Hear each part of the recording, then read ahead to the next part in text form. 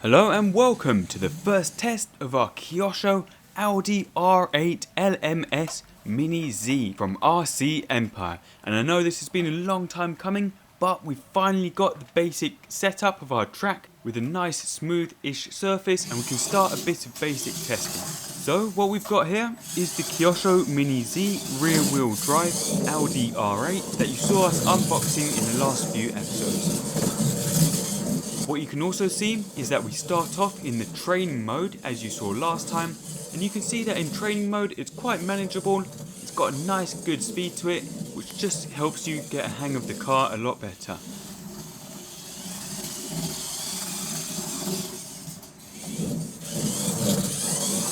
But of course, flicking it into full speed mode, you can straight away hear that it's a lot faster, you've got a lot higher RPMs, and you need better reactions, especially with small nippy little cars like these.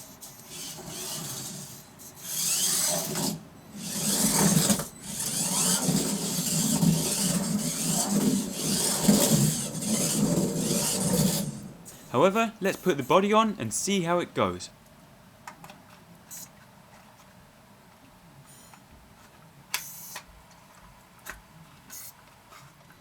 Now, one of the things I will say straight away is that the body is rattly. As you could see, without the body, it was such a smooth, quiet, precise drive, but with the body, it rattles all over the place. And that's mainly the body rattling against the body mount posts, which is a shame because even though this is one of the best engineered and highest quality models we've got, the body rattling just makes it feel a bit plastic.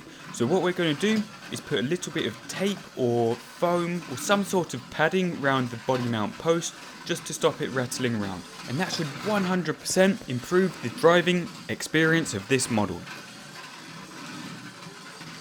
It's nothing major, but if you compare it to an old model, for example our Lewis Hamilton F1 Mini Z, the body on that is solid, so it would be nice to tighten this one up a bit. It doesn't detract from the amazing performance of this little model, but I think it's more of a mental thing. Now, as you can see, we've got the cones that were included with the box, which are actually really good, and Kyosho have given you a good, decent amount of cones there to set out a nice little track. And what we've got here is a little slalom, and one of the things that I'm really impressed with is just how precise the steering is. And as with all the Mini Z models, you can drive some really intricate, twisty little tracks. You can see that there's a really nice small turning circle. However, of course, you can change this with the steering yaw rate on the included transmitter to increase the turning circle at full lock of the steering wheel on the transmitter. And it's just a really nice driver. Of course, this is rear wheel drive, so the basic driving characteristics and rules apply as you would have with a real big car. So ideally you want to approach a corner, braking in a straight line, then letting off the throttle until you're almost out the corner and then flooring it. Or applying more or less throttle to increase or decrease oversteer. If you apply the throttle too early, the back end will kick out, and if you brake while steering, back end will also become light and kick out. And you can hear the back end kind of bouncing and skidding out when we do that. But I think what we really need is a proper track layout so that we know where we're going and not constantly guessing, as you can see we're doing here. If you do have any ideas of a track that would fit this little space, if there's a real life track you think would suit it, then do let us know in the comments, because that would be cool and we might try and mimic it here.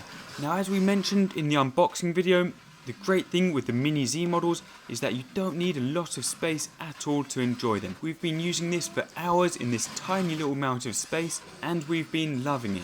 Quickly, one thing to mention is that this is our new track, and you saw us build it in one of our previous episodes, starting from scratch, cleaning this dirty old area here and building this nice platform. However, what we've used for the surface I don't think is that good.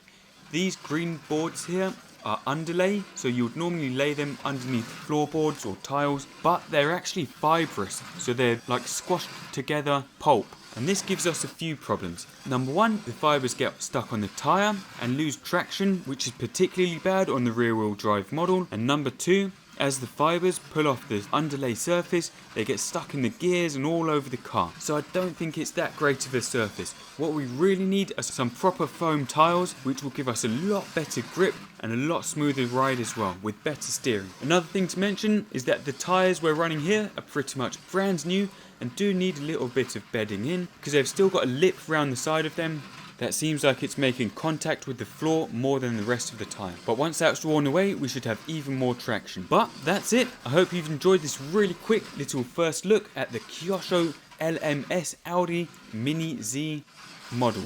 Please do check out our unboxing videos where we went through the car in a lot more detail, and do watch out for our coming videos where we'll be continuing to build this track, put a proper surface on it, draw out a nice layout and really test this model. But that's it. Please do rate, comment and subscribe for more content. Thank you for watching and see you soon.